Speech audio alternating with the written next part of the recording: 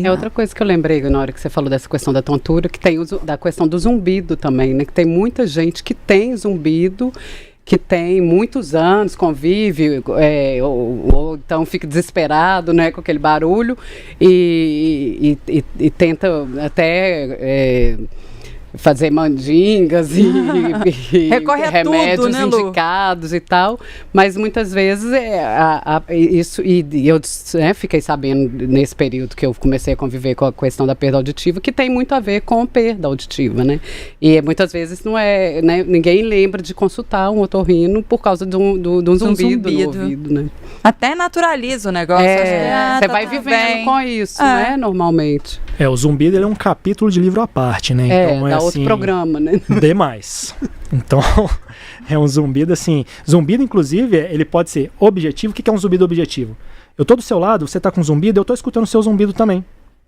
Ou subjetivo, que é quando só aquela pessoa escuta o zumbido dela. Tem zumbido que outra pessoa consegue ouvir? Sim, às vezes ela tem um distúrbio, um problema que tem relação com uma artéria, um vaso. Eu chego ali do lado, eu consigo escutar o Às vezes tem relação com a articulação temporomandibular, que é essa mandíbula, que é esse ossinho aqui, ó, da gente abrir e fechar a boca, que eu chego do lado dela, ela abre e fecha a boca, eu vou escutar o clec, clec, clec, clec, e ela vai relatar aquilo como um zumbido, um ruído que escuta dentro do ouvido. Nossa. Agora, sabe uma coisa? A Lu abriu o programa explicando, né, a diferença. Ela tem um implante e tem um amplificador. Uma haste. Eu queria até que a gente pudesse explicar em qual situação esses aparelhos eles são recomendados. E tem uma coisa que eu percebo também, é o estigma que o aparelho tem. É como nós temos percebido que pessoas... Eu sei de pessoas mais, né, na casa aí de seus 40 e poucos anos, que teve perda auditiva, mas que não usa. Daí... problema dela, né, assim, mas ela não usa... Porque ela fez um conceito em relação ao aparelho. O que existe hoje de tecnologia para você atenuar essa perda que você teve? Aí uma coisa que eu fiquei na dúvida, por exemplo, no caso da Lu, quando você faz um implante, você restabelece a sua escuta igual era antes? Dá para ficar 100% de nítido? Não sei... Você pode responder isso. Eu digo que eu consegui 95%, assim, da gente conversando aqui, igual eu falei, essa questão quando tem o eletrônico no meio é mais difícil, aí eu acho que é uns 85%, mas eu ainda estou animada que eu vou me recuperar mais, mas não, e principalmente no início, fica um som mais, digamos, robotizado, assim. Tanto que nesses grupos e tal, tem muita gente que abandona o implante, prefere ficar sem escutar, porque o ruído fica muito alto. Ainda mais eu passei pouco tempo, 3 meses foi pouquíssimo tempo, por isso eu tive essa facilidade de adaptação, porque eu não perdi memória auditiva. Foram 3 meses que você ficou absolutamente sem ouvir nada. Nem a minha respiração, mas o zumbido ficava. O zumbido altíssimo, desesperador às vezes, fica dos dois lados. Mas ouvi nada, nem a minha respiração, nem meu coração batendo, eu fiquei 3 meses sem ouvir nada. Mas aí, como eu fiz rapidamente o processo todo, eu fiquei pouco tempo sem perder memória auditiva, eu consegui uma adaptação muito, muito, muito boa. Né? E eu sou muito dedicada ao treino também, quando eu resolvi que eu ia voltar a ouvir, que eu precisava trabalhar e tudo, né? A audição é minha matéria-prima aqui, né? No jornal, como jornalista. Então, eu me dediquei muito também. Mas no 100% eu não escuto. Igualzinho, eu acho que eu escuto praticamente 100%, porque eu consigo, né, viver, conversar, estou participando de um programa de TV, né, de um programa que eu preciso da audição e tudo, mas não é igual, igualzinho não é não, mas hoje eu não tenho mais aquela ideia robotizada, eu consigo identificar, sei que meu filho que está falando, sei que é a Flaviane, sei que é o doutor, a minha própria voz, né, mas não é 100% não. Olha, eu não sabia dessa questão da memória auditiva que ela falou também, doutor. Sim, como ela falou no início, né, a gente não escuta com o ouvido.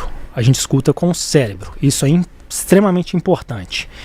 Então, quanto antes aquela pessoa que teve uma perda auditiva importante, total, ela for submetida a um implante coclear, melhor. E melhor vai ser a resposta. Essa audição que os normo-ouvintes, ou seja, quem escuta normal, quem ainda tem essa audição como nós, ela se chama audição acústica. A audição de um usuário de implante coclear se chama audição elétrica. Foi feito até um estudo interessante, porque todo mundo tem essa curiosidade. Olha, como que é isso que você está escutando? É o Mickey? É a Minnie? E foi feita essa pergunta. Tem inclusive um trabalho muito legal que fizeram essa pergunta. Como que eles souberam isso? Eles fizeram esse implante em pacientes que têm uma audição de um lado e não têm audição do outro lado. Então eles implantaram esses pacientes no ouvido que não escuta, para resgatar aquela audição daquele ouvido que não escuta, e fizeram uma pergunta. Olha, isso que você está escutando do implante, você está escutando quem? Aí eles perguntaram, olha, é o Mickey, é o Minnie, e a resposta que melhor se encaixou foi, eu não sei quem lembra, que foram os... Nossa, eu lembro do filme do Mágico de Oz, aqueles bichinhos pequenininhos assim, ó, que... Nossa, não é tipo... Nunca viu o filme do Mágico de Oz? Eu lembro Não. não também. Nossa, eu esqueci total, minha filha estava Vou assistindo jogar que ela no adora. Google. Não é Chipmunks, não é Chipmunks são aqueles esquilinhos, né? Mas é o do filme, coloca anão do filme do Mágico de Oz, que você vai pegar o nome aí.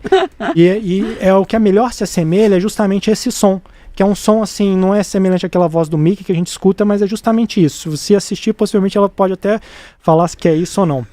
E assim, e o interessante é que quem tem um implante coclear e está bem treinado, vai sim escutar muito bem, escutar normal. E eu digo mais, hoje, Lu, por exemplo, implante coclear de um lado e um aparelho que ela não está se beneficiando do outro lado. Se fizer o implante coclear do lado esquerdo, vai se beneficiar muito mais. Porque é uma diferença daquela pessoa que escuta com os dois ouvidos ou só com um ouvido. Inclusive, isso foi uma lei que modificou em 2023, na qual antes a pessoa, para ser considerada PCD, pessoa com deficiência, ela tinha que ter uma baixa de audição bilateral. Dois ouvidos. A partir de 2023, é considerada também PCD, pessoa com deficiência, aquela pessoa com uma baixa de audição unilateral, desde que ela seja total. O que é total? Uma baixa profunda, que não escuta nada. Aí você me fala, mas por quê? Aí, mudando completamente de assunto, mas nós vamos falando então. Eu vou falando, se me interromper, eu vou falando. Volta no aparelho? Aparelho. Senão eu vou tocando aqui. Né? Porque eu acho que isso tipos de aparelho dependem da perda de audição. O que está do lado esquerdo, não sei se a câmera consegue pegar, é o que a gente chama de aparelho de amplificação sonora individual. É um aparelho que é o aparelho básico, que ele consegue fazer com que aquela pessoa que tem uma perda auditiva leve, moderada, severa, volte a escutar. Mas o que o aparelho faz? O aparelho, ele é um megafone muito bom, mas ele é completamente diferente do megafone. Por que eu vou fazer essa analogia? Quando eu tenho um megafone bom, se eu falo assim, Eduardo, vocês vão escutar alto? Eduardo, todas as frequências, sons graves, agudos, fininhos, intensos, grossos. O que o aparelho faz?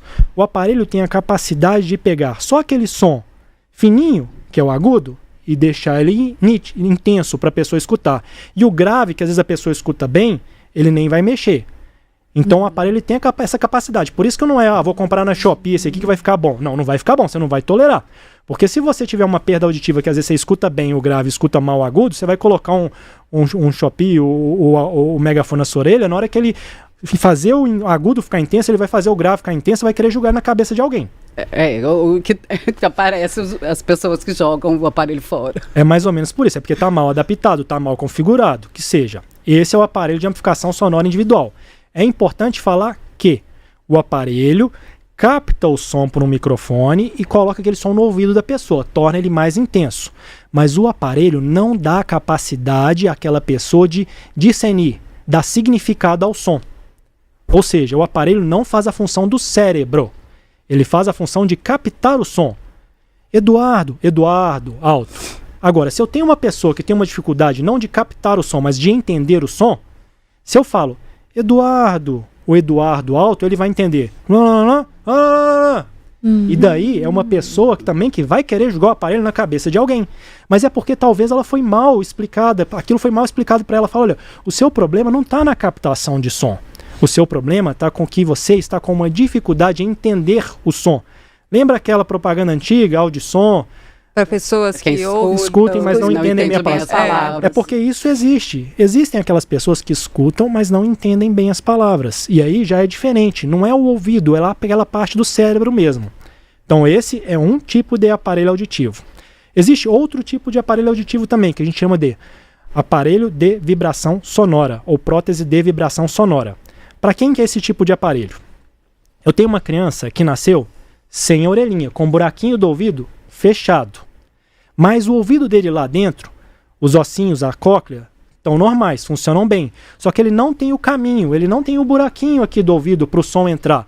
Buraquinho do ouvido, membrana do ouvido, ossinhos do ouvido, escuta. E aí eu tenho que fazer com que o som venha para esse ouvido, para esse cérebro, por outro modo, que é através da vibração do crânio. É por isso que quando eu tapo meu ouvido e eu coloco um fone de vibração aqui, que hoje em dia a gente tem aqueles fones de vibração que ficam aqui para você ficar com a orelha livre, para andar de bicicleta, correr, que seja. Eu escuto também, e essa prótese é do mesmo modo. Essa prótese, quando a criança é muito novinha, ela coloca como se fosse como uma tiarazinha. E aí ela escuta o som. Quando, a partir de 6 anos, que o crânio tem alguma espessura, a gente coloca essa prótese por debaixo da pele, através de um parafusinho. A grosso modo, uma bucha, um parafuso mais tecnológico, que a gente implanta, capta o som, vibra o crânio e volta a escutar. Isso é para um outro tipo de perda auditiva, que é a perda condutiva. Chama-se prótese de vibração sonora individual. Várias marcas. E para aquele paciente que perdeu completamente a capacidade auditiva, uma lesão importante na cóclea, hoje em dia consegue-se resgatar a audição através do implante coclear, que é esse aparato tecnológico belíssimo, que ele é composto de 2 componentes. O que fica do lado de fora, que capta o som, é acoplado através da pele por um ímã para aquele que foi implantado dentro do organismo da pessoa. A gente coloca debaixo da pele e ele tem um fiozinho, mais ou menos igual um fiozinho de eletricidade, que a gente coloca lá dentro do ouvido enroladinho, e aí ele captou o som, transmitiu o som para o componente interno, foi transformado aquele som em eletricidade, e aquela eletricidade foi lá estimular direto o nervo. E aí, estando a via auditiva, estando a memória, o que foi dito de memória auditiva íntegra, aquele paciente consegue dar significado ao som novamente.